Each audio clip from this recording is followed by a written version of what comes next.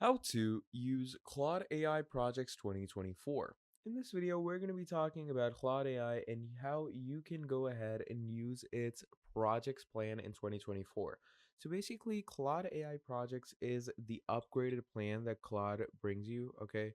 And you can use it on the Pro or Teams plan, whatever you choose to buy. The Pro plan is, relatively the more decent option where you get 5 times more usage versus free plans, access to projects to organize documents and chats. You have the ability to use more models like Claude 3 Opus, which is basically, associated with the projects, and early access to new features. So obviously you're going to need to pay a hefty amount of $20 a month to get the projects plan. But what does projects do?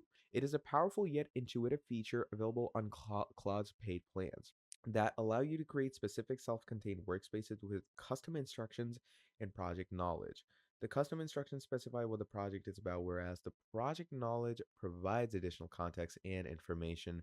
You can also have it clean up audio transcriptions, like the very name Claude usually gets mistranscribed as Cloud because of your account. And, just a whole lot more features that project provides you. It also cleans up all of the mistakes in audio transcriptions and a whole lot more.